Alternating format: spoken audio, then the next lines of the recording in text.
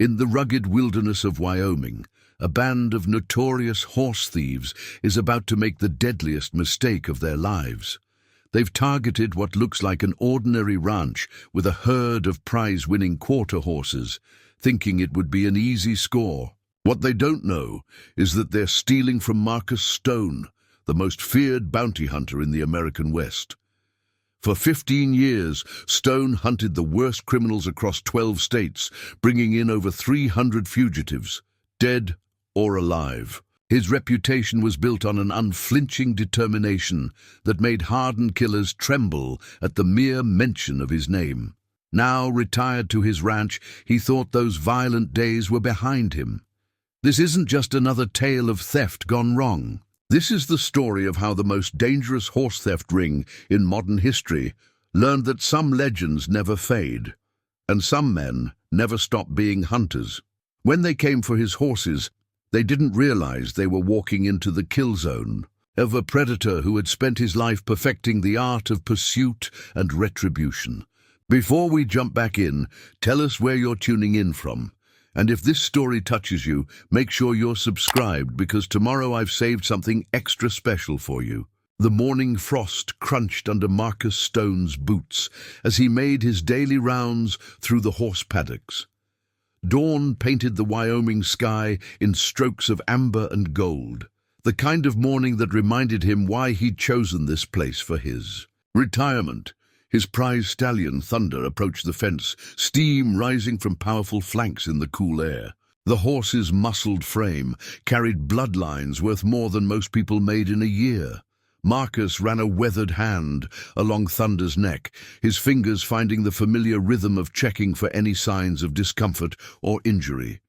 At 53, he still moved with the fluid grace of a much younger man, his eyes constantly scanning his surroundings. Old habits that had kept him alive through 15 years of hunting, the worst humanity had to offer. The rest of his herd grazed peacefully across 20 acres of prime Wyoming grassland. 12 quarter horses, each one carefully chosen and meticulously trained. To most people, they were just beautiful animals. To Marcus, they were family, the only kind he'd allowed himself since the job took everything else.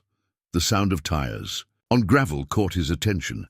His hand instinctively moved toward the small of his back, where his Colt 45 still rode, concealed under his ranch jacket. Another habit he couldn't break. The approaching vehicle was Jimmy's old pickup, his ranch. Hand of 3 years, but Marcus waited until he saw the familiar face before letting his hand drop. "Mornin', boss," Jimmy called out, climbing down from his truck. At 25, he was everything Marcus wasn't: talkative, optimistic, untouched by the darker side of life. "Got some strange tracks up by the north fence line. Might be worth checking out." Marcus nodded, already shifting from rancher to hunter in his mind.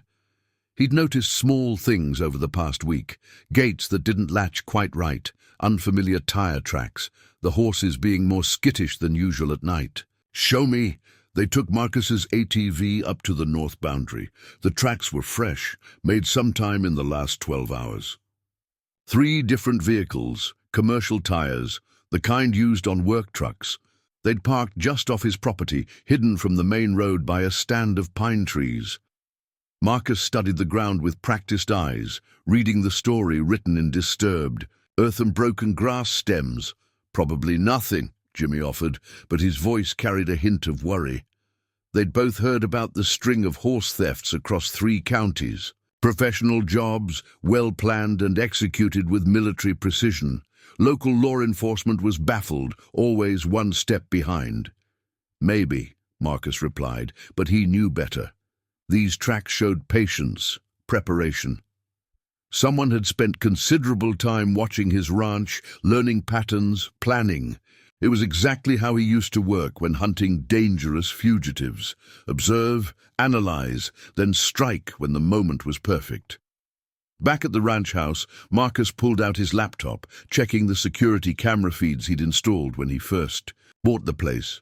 Most people thought it was paranoid overkill for a horse ranch, but Marcus knew that peace had to be guarded, protected.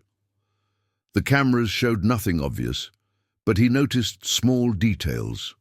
A dark SUV passing by 3 times in the last week, always at different times, but with the same tinted windows. A work truck parked on the county road for 2 hours, supposedly fixing power lines that didn't need fixing. The sound of another vehicle approaching set him on edge, but this one he recognized. Sarah Mitchell's veterinary truck pulled up, right, on schedule for the monthly checkup of his pregnant mare. She stepped out, her red hair catching the morning sun, veterinary bag in hand. In 3 years, she was the closest thing to a friend he'd allowed himself to have in this new life. "Those horses of yours are going to bankrupt me," she called out with a smile. "They're too healthy. I should be charging you for depriving me of actual work." Marcus managed a small smile, but his mind was still processing threat assessments, running through scenarios. Sarah caught his expression. She'd gotten good at reading his moods. "What's wrong?" "Probably nothing," he echoed Jimmy's words, but Sarah knew him better than that. "That's your hunting face," she said quietly. "I've seen it before when you're working something out. Talk to me." Marcus led her to his office, showing her the security footage, the tracks, explaining the pattern he was seeing emerge. Sarah listened carefully, her own expression growing serious. She might be just a country vet, but she understood the horse business, knew how valuable his herd was. "The Sullivan Ranch was hit last month," she said finally. 6 horses taken, all quarter horses with good bloodlines. Professional job, in and out in under an hour. Local police are stumped." Marcus nodded. He'd heard about it, had even offered to help with the investigation, but the local sheriff had politely declined. Nobody wanted an ex-bounty hunter interfering with official police business, even one with his reputation. "Be careful," Sarah added, touching his arm briefly. "These aren't amateurs. The way they're operating, the precision. They're organized, well-funded. This isn't some local rustling operation." "I know," Marcus replied, walking her back to her truck. "That's what worries me." As Sarah drove away, Marcus stood in his doorway, watching the Wyoming wind ripple through the grass. He'd chosen this place, this life, to get away from violence, from the constant chase. But sometimes, no matter how far you run, the past has a way of finding you. The only difference was, this time, he wasn't the hunter. He was the prey. Thunder whinnied from the paddock, drawing his attention. The stallion was alert, ears forward, sensing something his human companions couldn't yet see. Marcus checked his weapon, made sure his phone was charged, and began his own preparations. If they were watching, planning to strike, they'd soon learn what every fugitive he'd ever hunted had discovered the hard way. Sometimes the prey turns out to be the most dangerous predator of all. That night, sleep eluded Marcus. His mind kept drifting back to cases, faces, moments that had defined his 15 years as a bounty hunter. The Reeves brothers in Colorado, 3 days of tracking through mountain storms to bring in men who'd killed a family over a card game. The Garcia cartel lieutenant who'd almost gotten the drop on him in New Mexico, saved only by instincts honed through years of close calls. He got up, moving to his office where newspaper clippings and old case files filled a locked drawer he rarely opened. The yellowed headlines told the story. "Stone brings in triple murderer. Bounty hunter captures most wanted. Death merchant found dead in shootout with bounty hunter." Each one represented not just a capture, but lessons learned in blood and pain. His fingers traced a particularly worn photograph. Himself, 15 years younger, standing next to Thunder's sire. The horse had been his first major purchase after a big capture, the foundation of his breeding program. He'd taken the job to finance his dream of raising horses, but somewhere along the way, the hunting had become part of him. Sarah's truck appeared on his security cameras, unusual for this hour. He met her at the door before she could knock. 2 more ranches hit, she said without preamble. The Matthews place and old Peterson's farm, 8 horses taken, 1 ranch hand in the hospital. Marcus absorbed the information, his mind already mapping patterns, connecting dots. When? 3 hours ago. They're getting bolder. Sarah's voice carried worry not just for the horses, but for him. Sheriff's out of his depth. These people, they're not just thieves. The ranch hand, they worked him over professionally, knew exactly how to hurt without leaving lasting damage. The tactical implications were clear. This wasn't just a gang of opportunistic thieves. This was a trained team with military or law enforcement background. The kind of people who knew how to plan, how to hurt, how to disappear. "You're thinking about hunting them," Sarah said. It wasn't a question. "They're going to hit here," Marcus replied, showing her his analysis. "My bloodlines are better. Prices higher. They've been watching, learning the routine. The other ranches were practice, testing their methods." Sarah studied the security footage he'd compiled. "You could sell the horses, move them somewhere safe until this blows over." Marcus shook his head. "Running never solves anything. I learned that a long time ago." He pulled out another file, this one more recent. "Remember the Carson case? The one that made you quit?"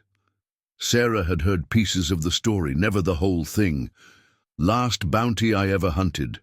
Triple homicide. Suspect former special forces. Everyone said he was uncatchable." Marcus's voice turned distant, remembering. "Tracked him for 23 days across 5 states. When I finally cornered him, he said something I never forgot. Said the difference between predator and prey isn't strength or speed, it's knowing which one you really are." "What happened to him?" "He chose to be prey, tried to run, didn't end well." Marcus checked his security feeds again. "These people, they think they're predators. Time to show them what a real hunter looks like." Sarah touched his arm, concern evident in her eyes. "Just be careful. I've seen what happens to lone wolves who try to take on packs by themselves." Marcus managed a small smile. "Who said anything about being alone?" He pulled out his phone, scrolling to a number he hadn't called in years. Bill Jackson, former Army Ranger, now running security for high-end horse transport. They'd worked together. On the Carson case, formed the kind of trust that only comes from sharing danger. "Bill, it's Stone. Remember that favor you owe me? Time to pay up." The next hour was spent making calls, activating old contacts. Each one represented a piece of his past life, skills and resources he'd thought he'd never need again. By dawn, his quiet ranch had become a command center.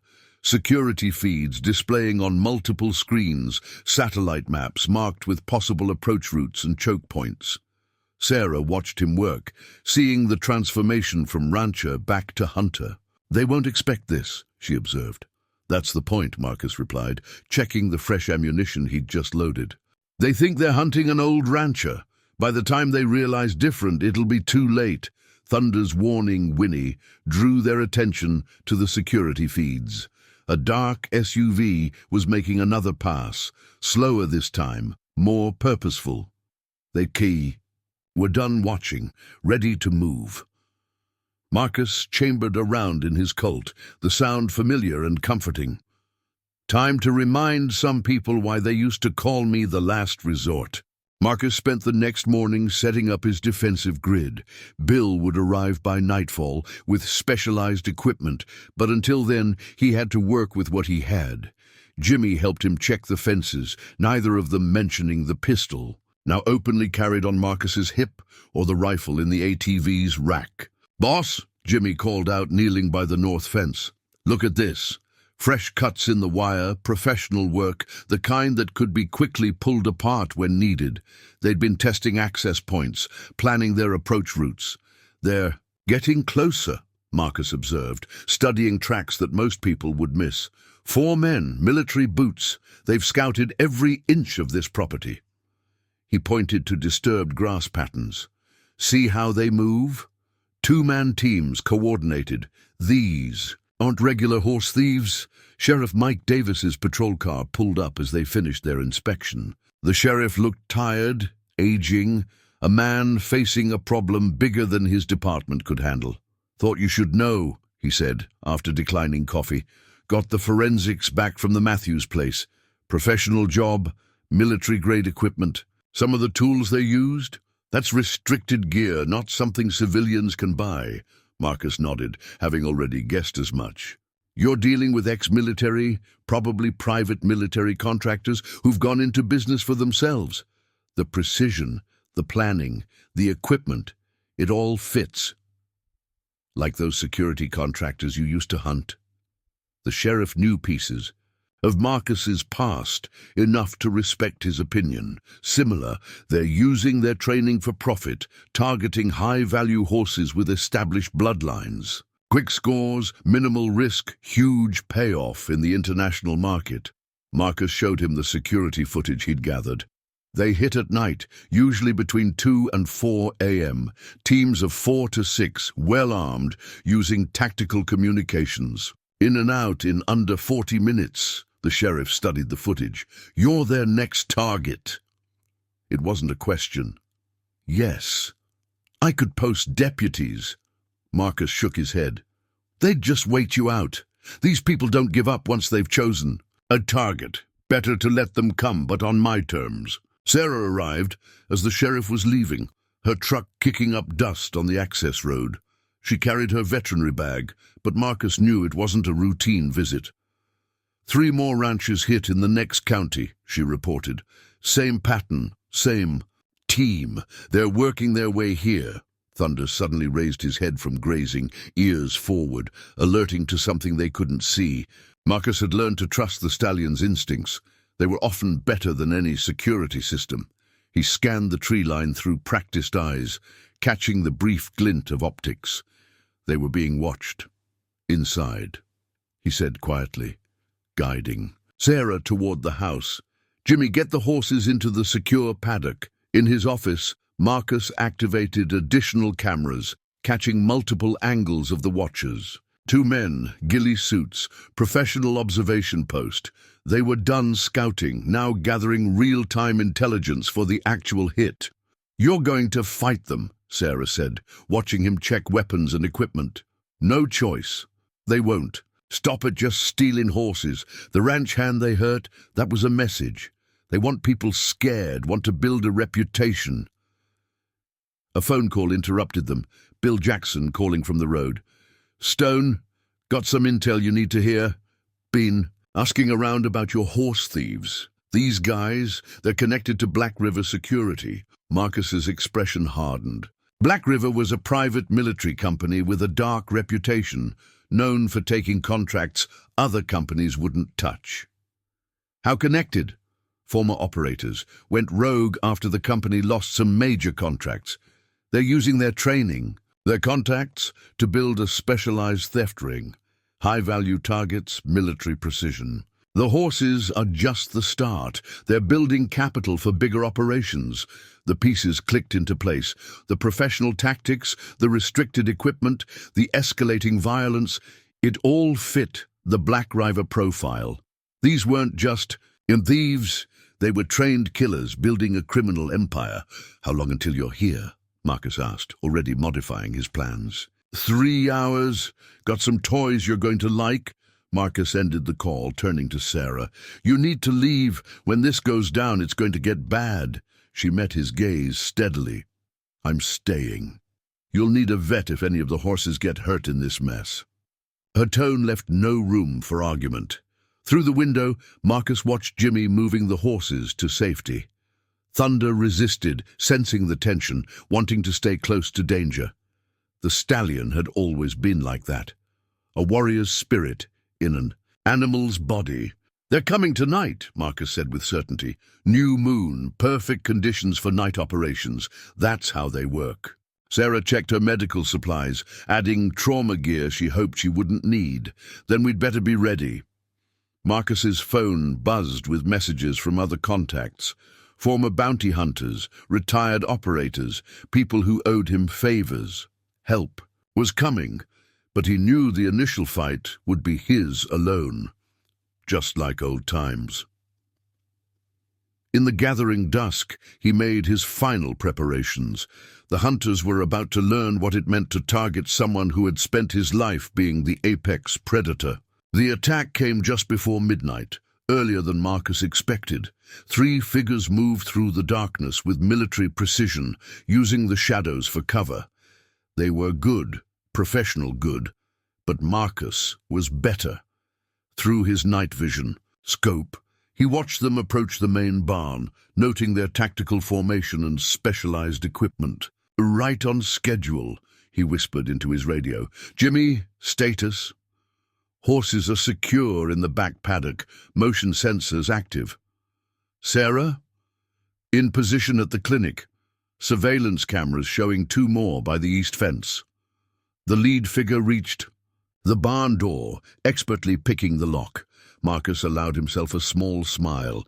The real security wasn't the lock, it was what waited inside. As the door swung open, infrared sensors triggered, sending silent alerts to his phone. The thieves moved into the barn, expecting to find prized horses. Instead, they found an empty building rigged with cameras and sensors. Their confusion was visible even through night vision. That's when Marcus triggered the first trap. Powerful lights blazed to life, temporarily blinding anyone using night vision gear. The disoriented thieves stumbled, ripping off their goggles. In that moment of chaos, Marcus moved. Years of hunting. Dangerous fugitives had taught him to strike fast and hard. 2 smoke grenades rolled across the barn floor, non-toxic but dense enough to disorient. Through the chaos, Marcus moved like a ghost. The first thief went down to a precise strike to the back of the neck. The second managed to draw a weapon but never got to use it. The third proved more challenging. Military trained, probably special. "Forces." "You picked the wrong ranch," Marcus said, deflecting a skilled knife attack. The thief's eyes widened with recognition. "Stone? Marcus Stone? Should have done your homework." The fight was brief but intense. The thief had training, but Marcus had spent his life hunting people who knew how to fight back. A series of calculated moves ended with the thief unconscious on the barn floor. "East side's clear," Sarah reported. The other 2 ran when the lights went up. "Let them go," Marcus replied. "They'll report back. That's what we want." Jimmy helped secure the captured thieves with zip ties. Under their tactical gear, they carried Black River Security ID, former operators, just as Bill had warned. The leader was starting to come around, realizing how badly their plan had failed. "You don't understand what you're getting into," he spat. "We're just the first wave. There are more coming, better equipped, better trained." Marcus checked their gear, military-grade weapons, top-line tactical equipment, encrypted communications. This wasn't just a theft attempt. It was a professional operation. "Who's running it?" he demanded. The thief laughed despite his situation. "You'll find out soon enough. The colonel doesn't like failure. He's got plans for this whole region, and your horses are just the beginning." "The colonel?" Sarah asked, arriving to check for injuries. Marcus's expression darkened. Only one person in their world went by that title, Colonel Victor Drake, former Black River commander, rumored to have gone rogue after a failed operation in South America. If he was involved, this was bigger than horse theft. "Call the sheriff," Marcus told Jimmy. "Let him deal with these 3. But first..." He knelt beside the leader, his voice carrying the weight of years spent hunting dangerous men. "Tell your colonel something for me. Tell him Marcus Stone sends his regards, and if he wants my horses, he should come himself next time." As police lights began coloring the horizon, Marcus watched Sarah treat the thieves' injuries. This wasn't just about protecting his ranch anymore. Drake was building something dangerous, using stolen horses to fund a private army. The quiet retirement he'd planned was over. "They'll be back," Sarah said quietly. "I know." Marcus checked. His weapon. "But next time, we'll be ready." The night's events had changed everything. The hunters had become the hunted, but they didn't realize it yet. Marcus Stone was back in the game, and this time, the stakes were higher than just stolen. Horses? By dawn, Marcus's kitchen had become an impromptu command center. Bill Jackson had arrived with equipment and intel, his laptop displaying profiles of known Black River operatives. Sarah and Jimmy listened as the two men pieced together a disturbing picture. "Drake's been busy," Bill explained, pulling up surveillance photos. "Last 3 years he's been recruiting. Ex-military, former contractors, anyone with combat experience and flexible morals. Building his own private army." Marcus studied the faces, recognizing some from his bounty hunting days. The horse thefts? Funding operation. High-end horses. Fetch massive prices overseas. Low risk, high reward, but it's just the start. Bill pulled up a map marked with recent criminal activities. They're establishing infrastructure, safe houses, transport routes, corrupt officials, using the horse trade as cover for something bigger. "Weapons?" Marcus asked, though he already knew the answer. "Among other things, Drake's got connections in South America, ties to cartels and rebel groups. He's building a pipeline, using legitimate businesses as cover." Bill pointed to several ranches that had been hit. Each theft follows a pattern. Hit the ranch, steal the horses, then pressure the owners to sell. Once they own the property, they've got a base of operations, Marcus finished. Complete. With built-in excuse for vehicle traffic and overseas shipping, Sarah leaned forward concerned. "That's why they want your ranch. Strategic location, established export licenses for horses. Perfect cover for moving other cargo," Bill confirmed. "Your reputation's the only reason they tried stealing first. Most places, they go straight to intimidation." Marcus's phone buzzed. The sheriff, updating him on the interrogation of their prisoners. "They're not talking," he reported, "but we found something interesting. Their comms equipment. Same type used in a series of high-end heists across 3 states. Art, jewelry, anything valuable and portable." "Building a war chest," Bill said grimly. "Drake's planning something big." These guys were just the advanced team testing defenses. Marcus walked to his window, watching his horses graze peacefully. "They'll hit us again, harder this time. Drake won't tolerate failure." "Already seeing movement," Bill confirmed.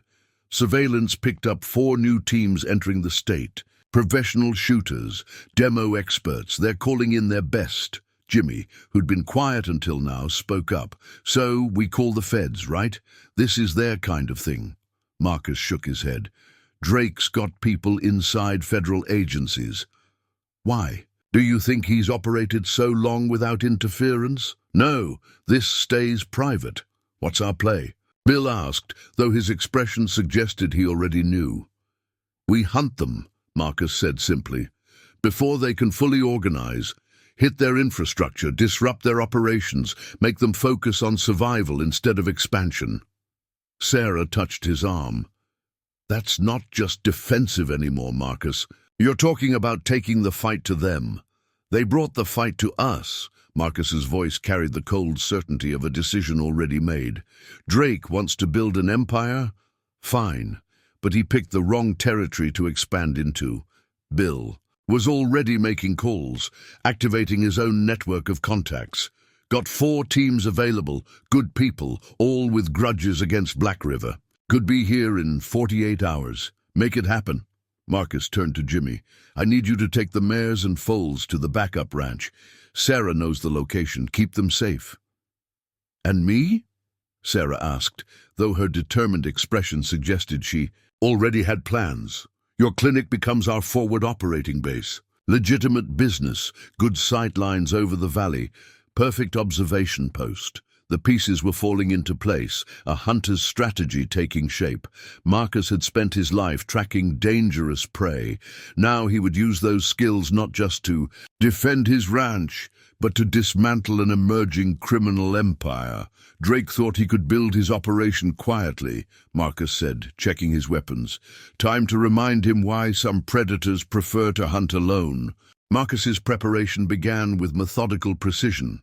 In his basement, behind a false wall, lay the tools of his former trade, specialized weapons, surveillance equipment, and tactical gear he'd hoped never to use again.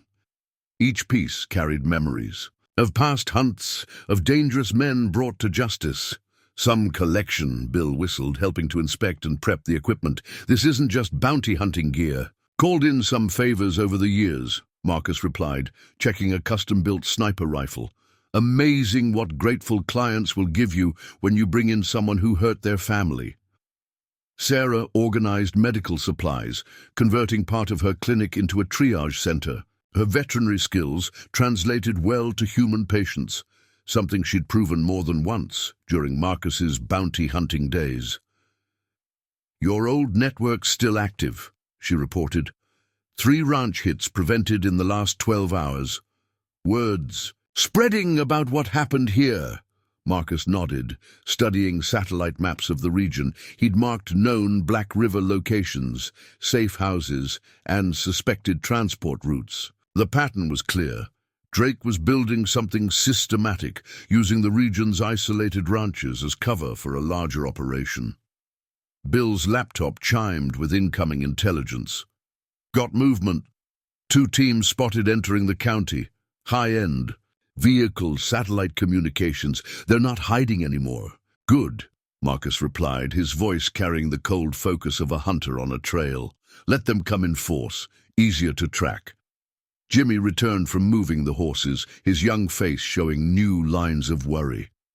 "Backup ranch is secure, but I spotted surveillance on the road. They're mapping escape routes, trying to cut off options." Marcus had expected this. Drake was a professional, thorough in his planning, but thoroughness created patterns, and patterns could be exploited. "Show me," he said, spreading out a topographical map. As Jimmy marked the surveillance positions, Marcus saw the strategy emerging. Drake's teams were establishing a perimeter, planning to isolate the ranch before the main assault. Standard military doctrine, exactly what you'd expect from former special operations. "They think we're preparing for a siege," Marcus explained, already seeing the counter-strategy. "Expecting us to fortify, dig in. That's not how this plays out."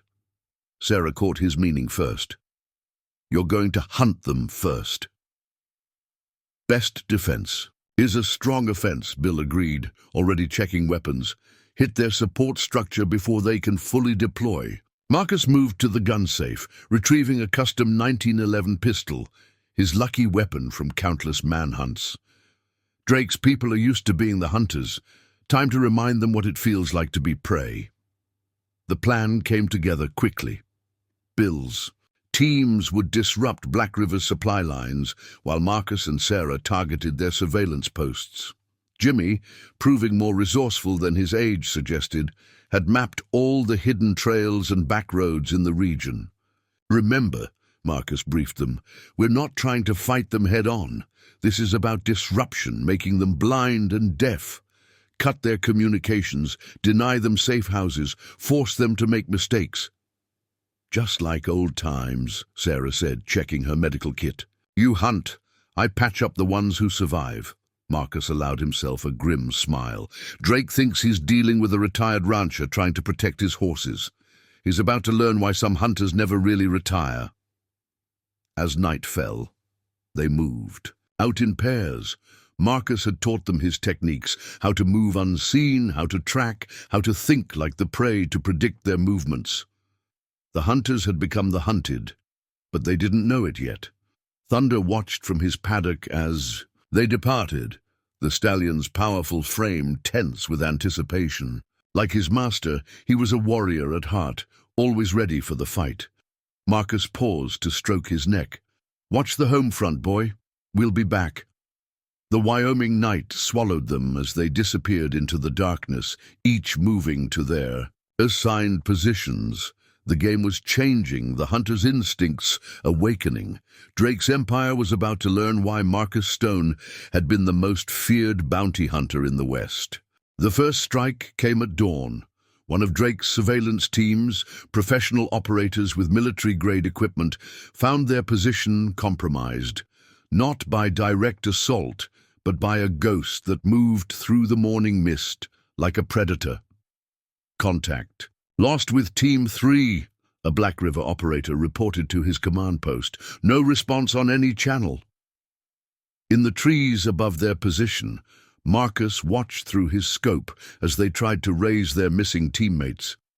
The 3 men he'd neutralized were zip-tied but unharmed, their equipment now providing valuable intelligence. "Southeast Post is down," Sarah reported through their secure channel.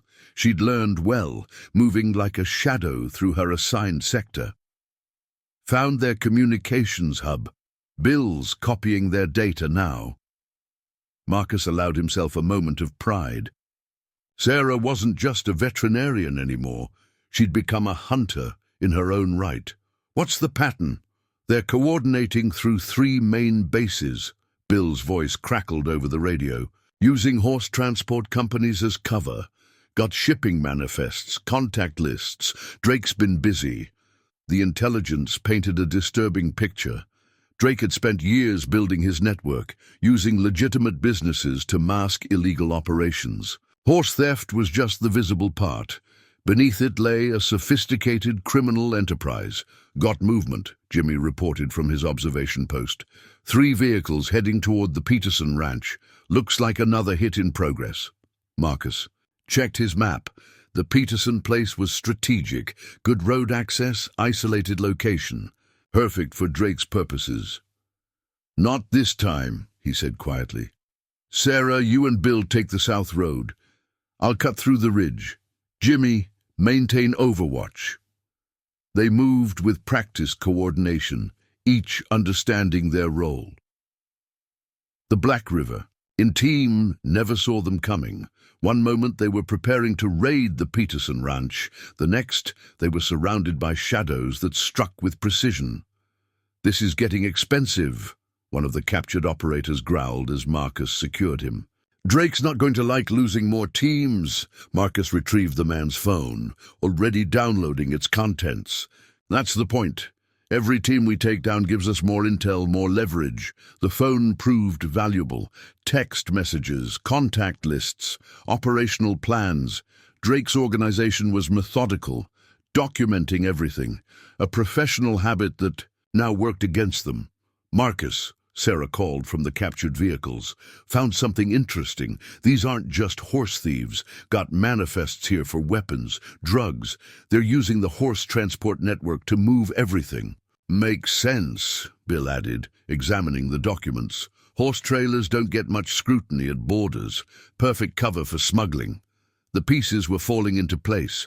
Drake wasn't just stealing horses. He was building a complete criminal infrastructure, using the legitimate horse trade as cover for darker operations. Back at Sarah's clinic, they mapped the new intelligence. 3 more Black River teams had gone dark, their communications equipment now feeding data to Bill's laptop. Drake's network was vast but vulnerable, each node dependent on precise coordination.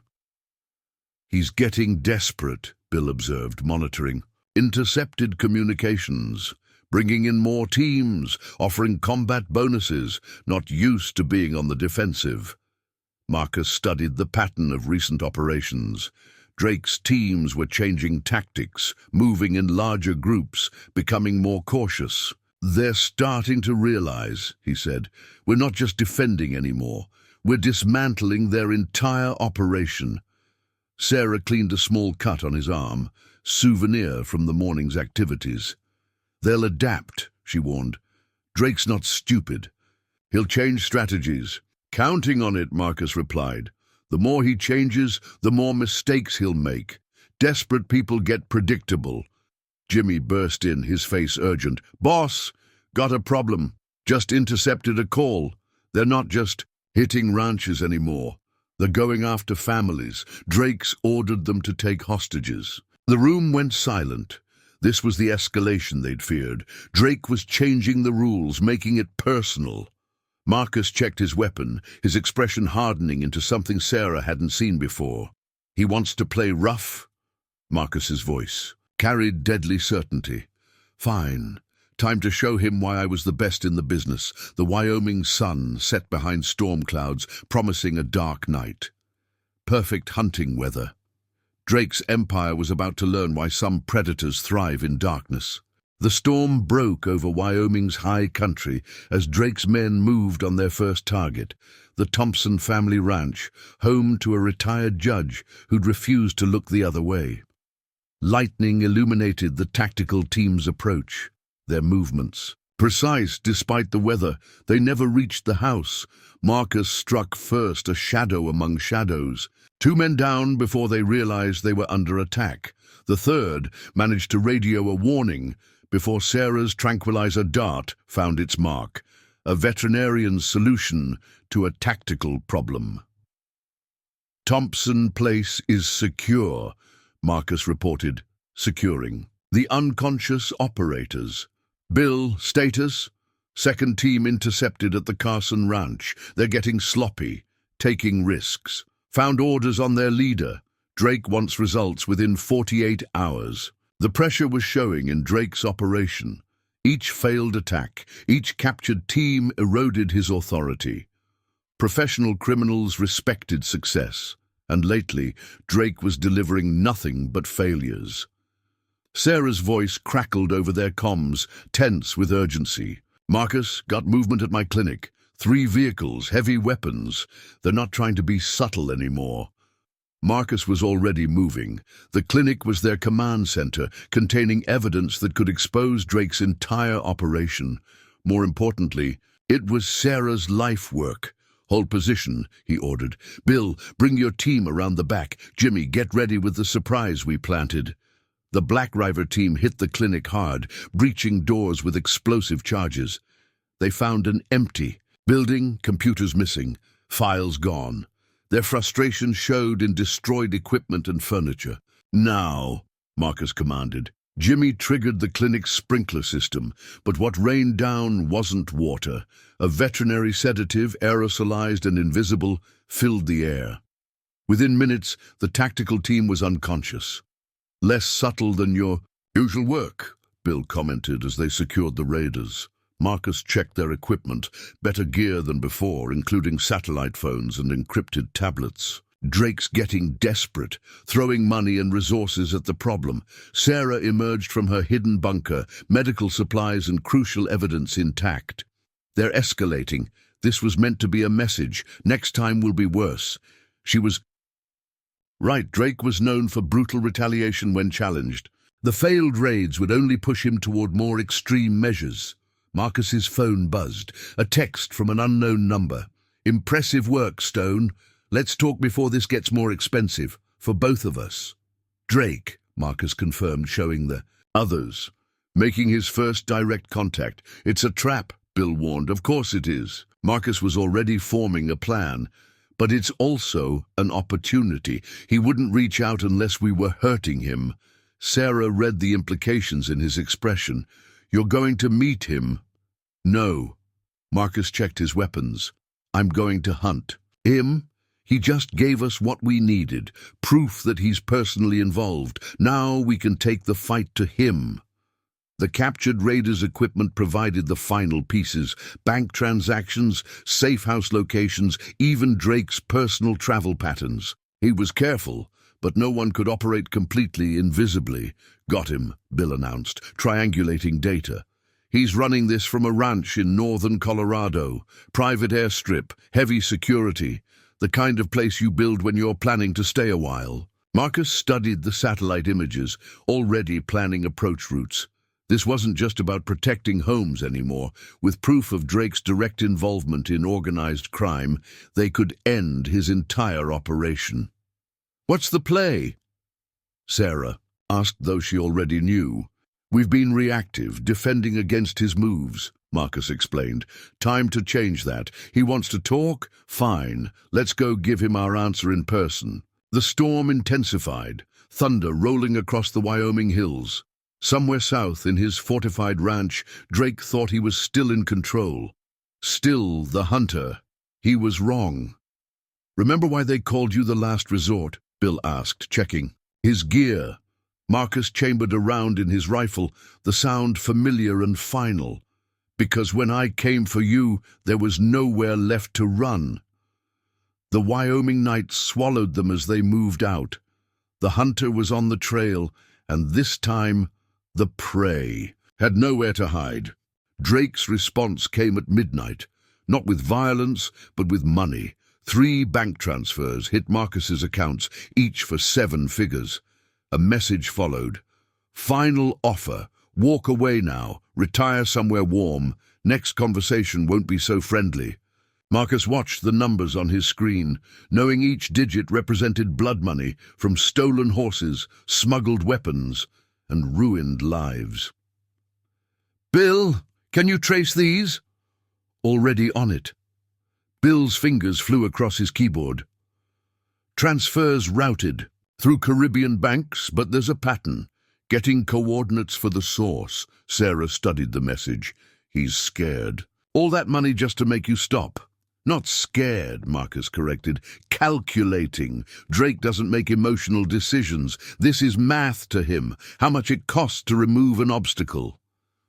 The night's quiet was shattered by distant explosions. Multiple detonations, precisely timed. Jimmy's voice crackled over their comms. "Boss!" They hit the fuel tanks at the Henderson place, the Morrison Ranch, and the old Watson farm. Everything's burning. Marcus was already moving, grabbing gear. It's not about damage. Those places are abandoned. He's showing reach, proving he can. Hit multiple targets simultaneously. "Got company!" Sarah called from her observation post. 6 vehicles coming in fast, military transport trucks. They're not being subtle anymore. Through his rifle scope, Marcus counted at least 20 operators, heavily armed with professional gear. Not just mercenaries, these were Drake's elite teams, brought in for decisive action. "They're boxing us in," Bill observed, marking enemy positions on their tactical display. "Cut off all the escape routes first, then push in from multiple directions. Standard Special Forces doctrine." Marcus allowed himself a grim smile. "That's what they think. Jimmy, initiate pattern Delta." Across the valley, carefully hidden charges detonated, not to kill, but to block roads with controlled rock slides and fallen trees. Drake's forces found their carefully planned approach routes suddenly useless. "Sarah, you're up." From her position, Sarah triggered the ranch's irrigation system, but instead of water, the sprinklers sprayed a special veterinary compound, her own creation, inspired by years of handling large animals. The fine mist made night vision goggles useless and played havoc with thermal imaging. "They're splitting up," Bill reported. 2 teams trying to flank east, main force holding position. Marcus keyed his radio. "Remember your training. Let them. Get comfortable. Think they're in control." Drake's teams moved with professional precision, adapting to the blocked roads and environmental challenges. They established a perimeter, began methodically clearing sectors. Everything by the book. That was their mistake. Marcus's counterattack came from angles they never expected.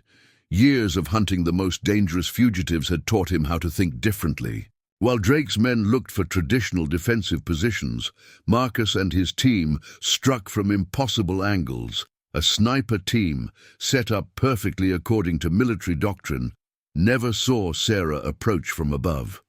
One moment, they were reporting a clear sector.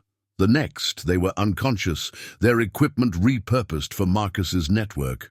Bill's technical expertise turned their own communications against them. False orders, confused positions, teams reporting contact with enemies that weren't there. The professional operation deteriorated into chaos. "Getting sloppy," Marcus observed, watching through his scope as another team walked into a prepared trap. Drake trained them to fight soldiers. They don't know how to handle hunters. The raid collapsed entirely when Jimmy triggered the ranch's propane tanks, not to explode, but to create a controlled burn that filled the valley with smoke. In the confusion, Marcus's team picked them apart systematically. "Boss!" Jimmy's voice carried urgency. Intercepted communications, Drake sending gunships. 3 helicopters armed, 20 minutes out. Marcus had expected this. Drake was escalating, bringing in serious firepower. "Good, right on schedule." "Schedule?" Sarah asked, securing another captured operator. "You wanted this?" "Needed to force." "His hand," Marcus explained, already moving to his next position. "Helicopter assault means he's committed his best assets, shows us exactly what he's got." Bill understood first. You're not trying to defend the ranch. This whole thing is a trap. Drake thinks he's escalating the fight. Marcus checked his specialized rifle, the one he'd used on his most dangerous hunts. What he's really doing is putting all his resources in one place, where we can hurt him. The sound of approaching helicopters filled the night. Drake's ultimate show of force was coming, exactly as Marcus had planned. The hunter had lured his prey into the perfect killing ground. Time to remind them, Marcus said quietly, why I never lost a hunt. The helicopters emerged from the storm clouds like predatory birds, their sleek forms bristling with weapons. Military-grade gunships, the kind that shouldn't exist in civilian hands. Drake was done playing games. 3 birds approaching from the southeast, Bill reported from his command position. Thermal imaging, night vision capability, heavy weapons. These aren't just hired guns anymore. This is military-grade hardware. Marcus watched through his scope, noting their flight patterns. Ex-military pilots. See how they maintain spacing? That's special operations training. We're outgunned, Sarah observed, but her voice held no fear, only tactical assessment. What's the play? Marcus smiled in the darkness. They're looking for a defensive position, somewhere we'd logically try to hold ground. That's not how we fight. The plan unfolded with practiced precision. As the gunships began their initial sweep, Marcus's team was already moving, not retreating, but executing a strategy years in the making. Jimmy, start the sequence. Across the ranch, carefully hidden devices activated.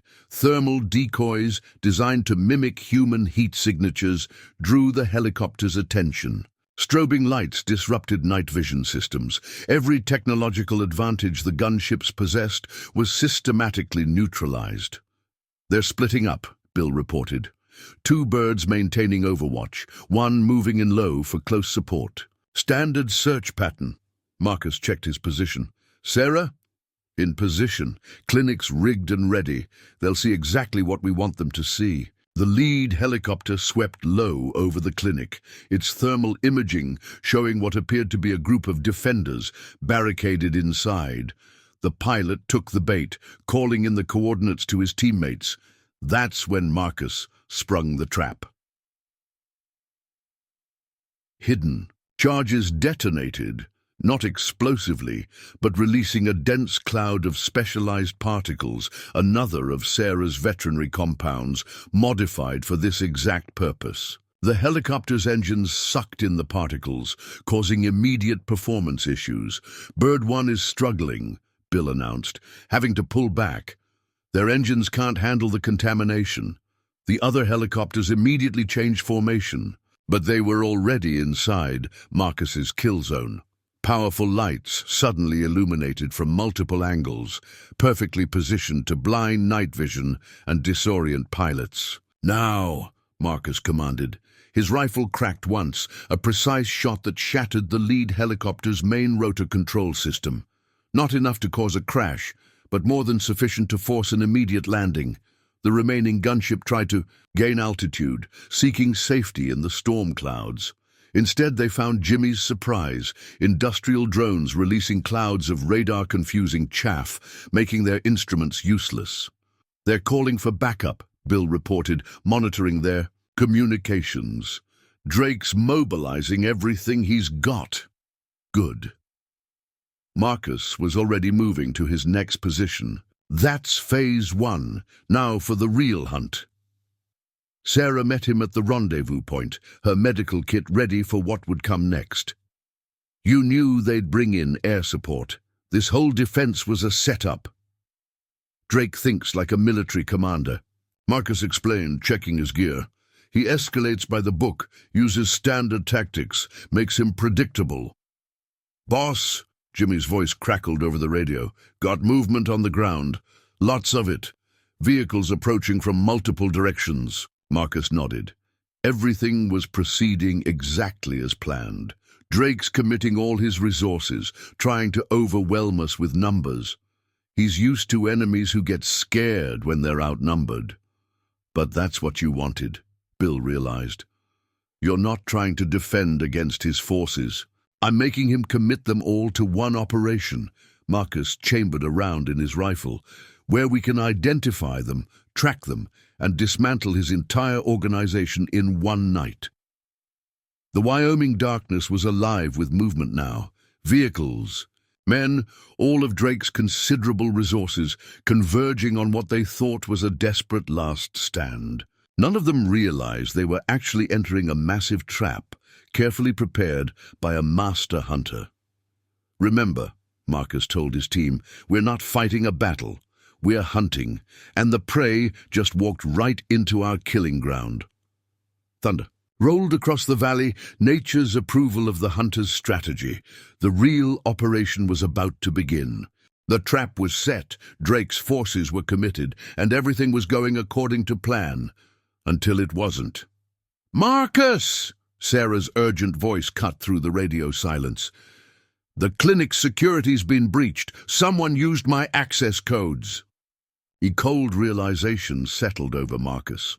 Only 4 people had those codes. Him, Sarah, Bill, and Jimmy's gone dark, Bill reported, his voice tight. Lost his signal 3 minutes ago. Marcus's mind raced through the implications. The precise timing of Drake's attacks, the enemy's ability to adapt to their tactics, the convenient gaps in their perimeter, it all made horrible sense. "Check his background," Marcus ordered Bill, already moving toward the clinic. Already on. Bill's typing was audible over the comms. "Damn, Jimmy Wilson doesn't exist. Records only go back 3 years. Professional cover job." Sarah's voice shook with anger and betrayal. He was Drake's man the whole time. Everything he learned about our operation is already in Drake's hands, Marcus finished grimly. But he made one mistake. He moved too soon. Through his scope, Marcus caught movement at the clinic's rear entrance. Jimmy, or whatever his real name was efficiently downloading data from their secure systems. 2 Drake's operators provided security, their weapons trained on the approaches they knew about. But Marcus hadn't survived 15 years of hunting the most dangerous fugitives by being predictable. He had angles they'd never seen, approaches Jimmy didn't know about. "Sarah, remember contingency plan Delta? The one you wouldn't tell Jimmy about? Yes. Initiate it. Now." Inside the clinic, lights suddenly flared. Not the main system, but hidden strobes Marcus had installed personally. The disoriented operators never saw what hit them. By the time their vision cleared, they were zip-tied and disarmed. Jimmy proved more difficult. He'd clearly had extensive combat training, moving like a professional operator as he tried to escape with the downloaded data, but he'd made a crucial error. He thought he knew Marcus's capabilities, his tactics. He was wrong. The confrontation was brief, but intense. Jimmy had youth and recent training. Marcus had decades of experience hunting. People who knew how to fight back. "Drake sends his regards," Jimmy spat as Marcus secured him. "Said you're still as predictable as ever, still using the same old tricks." Marcus retrieved the stolen hard drive. "Old tricks work. That's why they're old. But you never saw my real playbook, the one I saved for special hunts." Sarah arrived, her expression a mix of fury and hurt as she looked at their former teammate. "Why? We trusted you." "Business," Jimmy replied coldly. "Drake pays better, and he's going to win. You've got no idea what's really coming." Marcus studied their prisoner. Jimmy's confidence suggested this betrayal was part of a larger plan. "Bill, status report. Multiple contacts, all directions. They're not even trying to hide anymore. Massive force, at least 50 operators, vehicles, heavy weapons.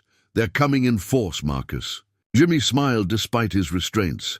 "Surprise! You're not the only one who can set a trap. Everything you think you know about Drake's operation, I fed you that intel. This whole time, you've been dancing to his tune." Marcus absorbed this, his tactician's mind already adjusting plans.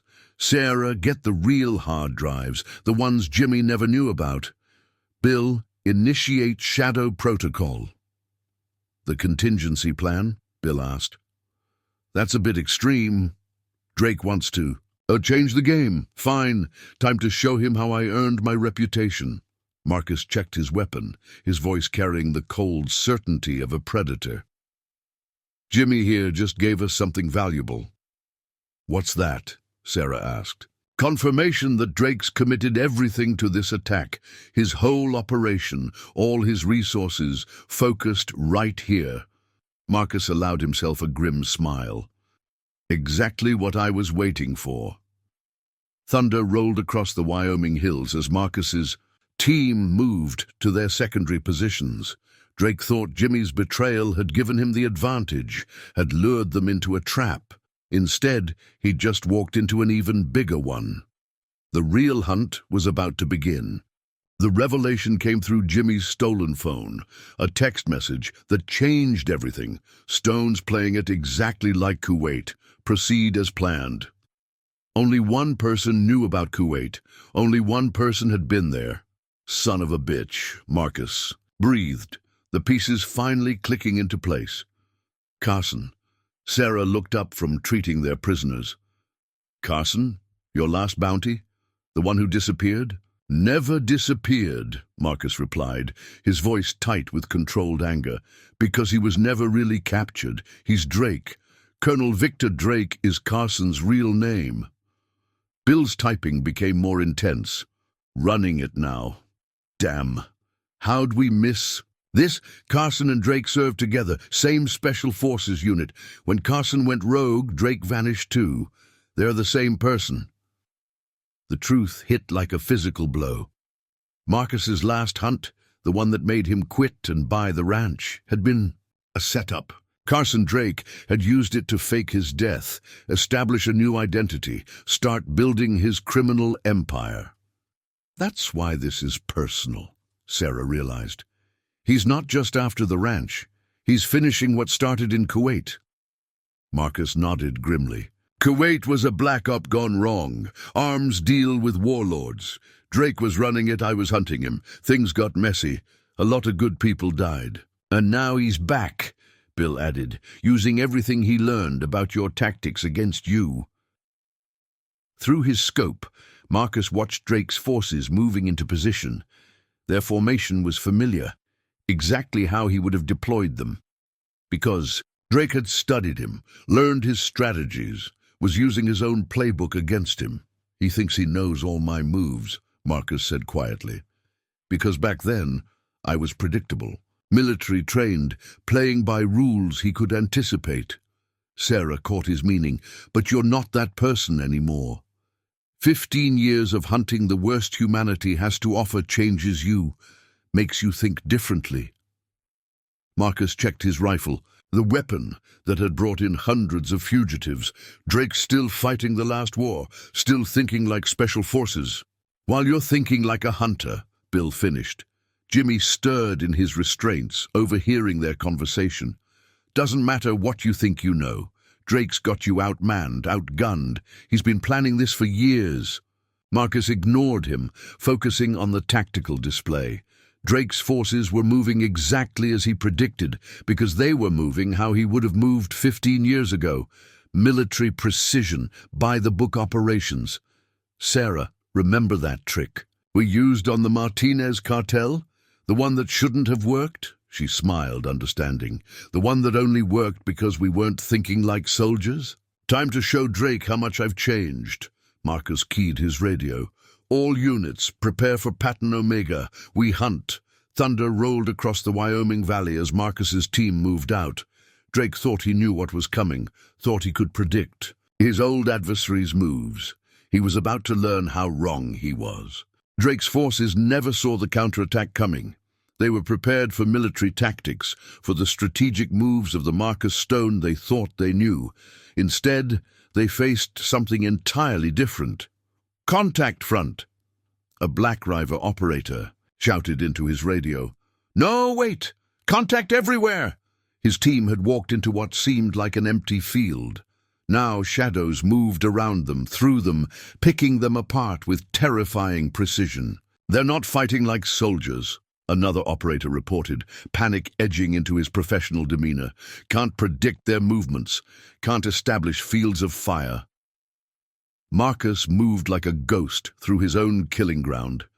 15 years of hunting had taught him that military doctrine was predictable. Real predators didn't fight by rules or patterns. "West team is down," Sarah reported from her position. She'd adapted to the new tactics instantly, her medical knowledge giving her a deadly advantage. Every strike was precise, designed to disable without killing. "They never saw me coming." Bill's voice crackled over their secure channel. "Drake's getting reports from all sectors. He's trying to adjust, but his people can't adapt fast enough. They're trained to fight soldiers, not hunters."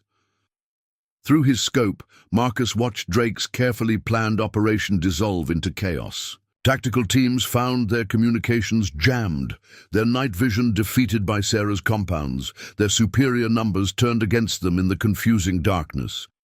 "Status?" Marcus asked, moving to his next position. 17 operators. "Captured," Bill reported. "Rest are falling back, trying to regroup. Drake's changing tactics, pulling them into defensive positions." "Just like Kuwait," Marcus observed. "When things go wrong, he reverts to what he knows. Military thinking, predictable." A new voice cut through their communications. Cold, professional, familiar. "Well done, Stone. Still good at making things messy, but you're forgetting something important."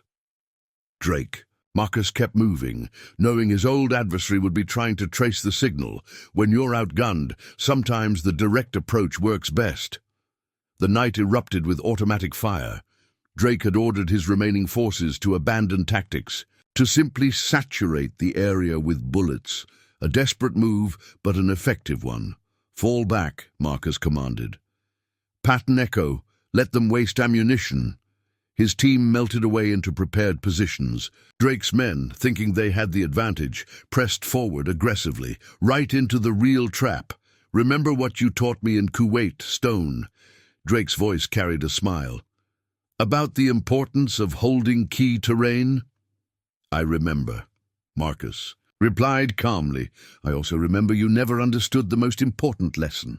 "Which was?" "Sometimes the key terrain isn't terrain at all." On Marcus's signal, Sarah triggered their final surprise. The ranch's irrigation system activated, but instead of water, it sprayed a powerful sedative compound. Drake's men, bunched together in their aggressive advance, were caught completely exposed. "Chemical warfare?" Drake's voice held grudging admiration. "That's not your style." "That's the point," Marcus answered, watching through his scope as the professional operators succumbed to Sarah's veterinary compound. "I'm not the same man you knew. Question is, are you?" Silence answered him. Then finally, "Come find out. You remember the place." The invitation was clear. Drake was calling him out, wanting to end this personally, just like Kuwait. "It's a trap," Sarah warned. "Of course it is." Marcus checked his weapon. "But he's right about one thing. This needs to end where it started." Bill's voice carried concern. "You're not thinking of taking him on alone?" "No." Marcus allowed himself a grim smile. "I'm thinking of hunting him, like I should have done 15 years ago." The Wyoming night was clearing, stars emerging after the storm. Somewhere out there, Drake waited, thinking he understood what was coming, thinking he could predict his old adversary's moves. He was about to learn just how much Marcus Stone had evolved from soldier to hunter. Dawn painted the Colorado mountains in shades of gold as Marcus studied Drake's compound through his scope. The former military man had chosen his ground well. Elevated position, clear fields of fire, multiple escape routes. A defender's dream. "Security. Count?" Marcus asked quietly. 20 operators still active," Bill reported through their comms. "Elite teams, positioned in overlapping fields of fire. Drake's not taking chances." Sarah's voice carried professional concern. "Those aren't just security positions. Look at their gear, trauma kits, combat medicine. They're prepared for a siege, Marcus absorbed the information, his hunter's mind already seeing patterns. Drake had fortified his position exactly as military doctrine dictated, which meant he was still thinking like a soldier, not a survivor. "Found something interesting," Bill added. "Compound's power grid is independent, but they're drawing massive electricity, more than security systems need." "Server farm," Marcus concluded. "All his operational data, criminal networks, everything that makes his empire run. He's not just making a last stand, he's protecting his life's work." Through his scope, Marcus caught movement, a figure on the main building's balcony, Drake himself watching the sunrise. Still military fit, still carrying himself like the special forces officer he'd once been. "He's waiting for us to make a frontal assault," Sarah observed. "All his defenses are oriented that way." "Because that's what soldiers do," Marcus replied. "Take the high ground, control the battlefield. Drake still thinks this is a military operation." "What's the play?" Bill asked. Marcus checked his specialized gear, tools chosen not for combat, but for hunting. "We don't fight his way. We don't fight at all. We hunt." The plan came together quickly. Sarah would approach from the medical angle, using her veterinary credentials to distract the compound's legitimate staff. Bill's technical skills would tackle their communications and security systems, and Marcus would do what he did best. "Remember," he briefed them, "Drake expects military tactics, formation attacks, strategic positions. That's not how predators work." Sarah checked her medical kit, now modified for a different kind of operation. "His people won't expect a vet to be a threat. And while they're watching for soldiers," Bill added, understanding, "they won't see the hunters," Marcus finished. The morning sun climbed higher as they moved into position. Drake's compound was impressive. State-of-the-art security, professional operators, everything a military mind would consider essential. But Marcus hadn't survived 15 years of hunting the worst humanity had to offer by thinking like a soldier. He'd learned to think like his prey, to understand how they moved, how they thought, how they tried to stay safe. More importantly, he'd learned their weaknesses. "In position," Sarah reported. Her credentials had gotten her through the front gate. The compound still maintained legitimate business operations as cover, systems targeted, Bill confirmed. His electronic attack was already probing their defenses, looking for gaps. Marcus chambered around in his rifle, not his military weapon, but the specialized tool he'd used on countless hunts. "Remember, we're not here to fight. We're here to kill an empire." Thunder rolled through the Colorado mountains, nature's approval of the hunter's strategy. Drake thought he was prepared for anything Marcus could throw at him. He was about to learn the difference between soldiers and hunters. The assault on Drake's compound began not with gunfire or explosions, but with paperwork. Sarah's veterinary credentials got her inside, her presence raising no alarms. After all, a compound this size had stables, and stables needed vets. "Dr. Mitchell for the quarterly inspection," she told the guard, her manner purely professional. "I understand you've had some respiratory issues with the horses." While she distracted the legitimate staff, Bill's electronic attack struck. Not at their security systems. That's what they'd expect. Instead, he targeted their climate control. "Server farms need cooling," he explained over comms. "Raise the temperature 2 degrees. They'll never notice. But their systems will work harder, draw more power, creating gaps in their electronic security," Marcus finished. He was already moving, using the fractional drops in sensor coverage to advance unseen. Drake's men were professional, alert, watching for any military-style attack, but they weren't watching for a predator who moved like a ghost through their defenses. "East section clear," Sarah reported. She'd used her medical inspection to map the compound's interior. Located their command center, heavily guarded, but they're all facing the wrong way, Marcus completed. "Traditional defense, protecting against external threats, Not realizing the threat was already inside, the first sign something was wrong came from their communications network. Guards couldn't reach certain checkpoints. Posts went quiet. Not dramatically, not all at once. That would trigger alarms, just enough to create uncertainty. They're starting to realize, Bill warned. Security teams are sweeping the perimeter. Marcus allowed himself a cold smile. Let them sweep.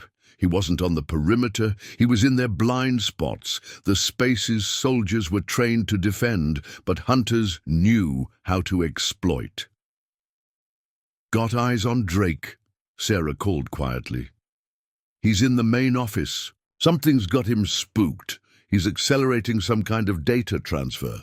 Trying to save his empire's secrets," Bill confirmed. "Massive data upload to offshore servers." Marcus moved like a shadow through the compound's heart. Years of hunting had taught him that every defense had gaps. Not in the obvious places, not where military training would look, but in the psychological blind spots that came from feeling secure. "Security teams are pulling back," Bill reported, "tightening their perimeter around Drake." "They sense the predator," Marcus replied softly. "Even if they can't see it." Drake's voice suddenly cut through their comms. "Impressive, Stone. Very impressive. But you're forgetting something important." "Am I? I know how you hunt, know your patterns, your techniques. Every move you make I can predict." Marcus's voice carried deadly certainty. "The Drake I knew could predict my moves, but that man died in Kuwait, just like the soldier in me died. What's hunting you now? That's something else entirely." As if to prove his point, chaos erupted in the compound. Not from Marcus's attack, but from Sarah's veterinary compounds being introduced through the ventilation system. Not lethal, but disorienting. Guards found themselves unable to trust their senses, their training useless against an enemy they couldn't fight. "You think chemicals will stop my men?" Drake demanded. "They're trained for this." "They're trained for war," Marcus corrected. "This isn't war, this is a hunt, and you're not the hunter anymore." Through his scope, Marcus watched Drake's carefully constructed defense crumble. Not from direct assault, but from the psychological impact of facing an enemy they couldn't engage, couldn't predict, couldn't even properly identify. "All units collapse to central defense," Drake ordered. "Protect the servers. Everything else is expendable," exactly as Marcus had planned. Let them bunch up, let them think they were stronger together. It would make the final phase so much easier. "Ready?" he asked his team. "Command center isolated," Sarah confirmed. "Systems compromised," Bill added.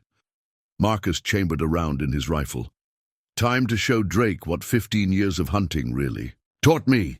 The Colorado sun climbed higher, illuminating a compound in chaos. Drake thought he was prepared for anything Marcus could throw at him. He was about to learn that some predators are most dangerous when their prey thinks they're most ready. Marcus entered Drake's command center like a ghost, past the unconscious guards and disabled security systems. The room was a testament to military precision. Multiple screens showing security feeds, tactical displays, everything a commander would need to control his forces. Drake stood by the main console, pistol trained on the door. Not nervous, not uncertain. Every inch the Special Forces officer he'd once been. "Should have known you'd make it this far." "You prepared for a soldier," Marcus replied calmly. "I stopped being one a long time ago." "Did you?" Drake's smile was cold. "Let's test that theory." He pressed a button, and hidden panels in the walls slid open. 6 more operators emerged, weapons ready. "Still think like a hunter when you're surrounded?" Marcus didn't move, didn't tense, just smiled. "You really should have studied my recent work." The operators collapsed suddenly, Sarah's latest compound taking effect through their respirators. She'd modified it specifically for this. Odorless, colorless, and completely undetectable until it was too late. "Medical approach," Drake nodded, appreciatively. "Creative, But you're still predictable in one way, Stone. You always try to take them alive. His free hand moved to another control. On the screens, new figures appeared. Teams of operators approaching the compound stables, where Marcus's prized horses had been temporarily housed. "You've got two choices," Drake continued. "Take me down or save your horses. Can't do both, and we both know which one you'll choose." Marcus's reply was a single shot, not at Drake, but at the console. The bullet shattered the control panel, and the screens went dark. "You're right," Marcus said quietly. "I am predictable about some things, like always having a backup plan." Through their comms, Bill's voice crackled. "Stable teams neutralized. Sarah's got the horses secure. Amazing what a good vet can prepare for." Drake's composure cracked slightly. For the first time, uncertainty showed in his eyes. This wasn't going according to his carefully prepared plans. "You designed this whole compound based on what you knew about me," Marcus continued, moving like a predator. "Based on who I was in Kuwait, the soldier who followed rules, who thought like military, but you never bothered to study who I became." "The bounty hunter," Drake spat. "The man who chases petty criminals." "No." Marcus's movement was sudden, precise. Drake's pistol went flying. "The hunter who learned that soldiers are predictable. That military training becomes a weakness when you're facing something that doesn't fight by rules." Drake recovered quickly, falling into a combat stance. His special forces training was evident in every move. "Then let's finish this properly. Hand to hand, soldier to soldier." Marcus's laugh was cold. "Still don't get it, do you?" The fight was brief but intense. Drake attacked with military precision, each move textbook perfect. Marcus fought like something else entirely. Not with form or technique, but with the calculated efficiency of a predator. When it ended, Drake was on his knees, disarmed and defeated. Not by superior skill, but by an approach he couldn't predict or counter. 15 years, Marcus said quietly. 15 years of hunting the worst humanity has to offer, learning that training becomes limitation, that patterns become weakness, that the most dangerous predator is the one that adapts. "Going to turn me in?" Drake managed a bloody smile. "Like a good bounty hunter?" "No." Marcus checked his weapon. "That's what the old me would do. The soldier who followed rules. But you're too dangerous for that. Too connected. You'd find a way to escape, to rebuild." Through their comms, Bill reported, "Data transfer complete. Got everything. His whole empire, every connection, every operation. It's over." Drake's empire was falling apart in real time. His operations exposed, his assets seized, his carefully constructed criminal network unraveling. But in his eyes, Marcus saw something he recognized, the look of a predator planning its next move. "You really think this ends here?" Drake demanded. "I built this from nothing once. I can do it again. And next time..." Marcus's shot was precise, final. There won't be a next time. Sarah and Bill found him still standing there moments later. The compound was secure, Drake's operators either captured or neutralized. The empire he'd spent years building had crumbled in a single morning. "Data's been sent to every law enforcement agency," Bill reported. "Interpol, FBI, CIA, his whole operation exposed." Sarah checked Marcus's injuries. "Minor cuts. Nothing serious." "The horses are safe. Everything he tried to take from you, we protected." Marcus nodded, looking at Drake's body. Not with satisfaction or regret, but with the cold certainty of a hunter who'd done what was necessary. "You okay?" Sarah asked quietly. "He never understood," Marcus replied. "Kept thinking this was about soldiers, about military tactics and training. Never realized that hunting changes you, makes you something else." Outside, the Colorado sun was high in the sky. The compound, that had been the heart of Drake's empire, was now just another crime scene. Evidence teams would arrive soon, piecing together the story of how a criminal empire fell in a single day. But they wouldn't find what really mattered. Wouldn't understand how a soldier had become a hunter and how that transformation had made him into something his enemies could never truly prepare for. "Let's go home," Marcus said finally. "Got horses that need tending." As they drove away, leaving Drake's compound behind, Marcus reflected on the journey that had brought him here. From soldier to bounty hunter to rancher, each transformation, teaching him something new, making him into something unique, not just a hunter, not just a predator, but something that could adapt, could evolve, could become whatever was necessary to protect what mattered. Thunder rolled across the Colorado. Mountains, nature's final judgment on the day's events. The hunt was over. The predator could rest until the next threat came. A month after Drake's fall, life at the ranch had returned to its quiet rhythm. Marcus stood in the morning sun, watching Thunder in the paddock. The stallion moved with renewed energy, as if he too felt the weight of threat finally lifted. Sarah's truck appeared on the drive, right on schedule for her weekly visit. But it wasn't just professional anymore. Hadn't been for a while now. She joined him at the fence, their shoulders touching comfortably. "Heard from Bill," she said, watching. "The horses. Drake's network is completely dismantled. Last of his operators turned themselves in yesterday. Apparently, having a hunter's reputation works better than arrest warrants." Marcus nodded, unsurprised. Word had spread through the criminal underworld about Drake's fall, about how the most sophisticated criminal empire in recent history had been dismantled not by law enforcement, but by a single hunter who'd evolved beyond what they could predict or fight. "Any regrets?" Sarah asked quietly. "About Drake?" "No." Marcus's voice was certain. "Some predators can't be caged, can't be reformed. Nature knows that. So do hunters." Thunder approached the fence, nudging Sarah's shoulder affectionately. She'd earned the stallion's trust during the crisis, treating his injuries after Drake's men had tried to take him. Now he greeted her like family. "Planning to go back to just being a rancher?" she asked, though her tone suggested she already knew. "The answer," Marcus smiled slightly.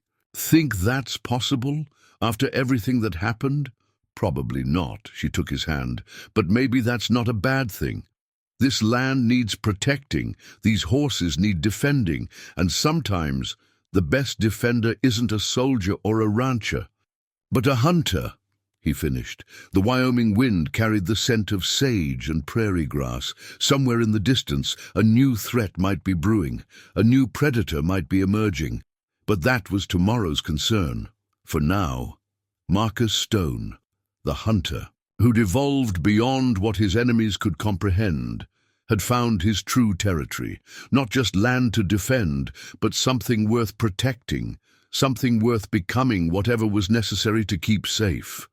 Thunder whinnied softly, sensing, perhaps, that the world had changed, that his master had finally found the perfect balance between rancher and hunter, between protector and predator. The morning sun climbed higher, promising another quiet day in Wyoming. But if trouble came again, if threats emerged, they would find something waiting that was neither soldier nor rancher. They would find a hunter, and hunters never stop evolving.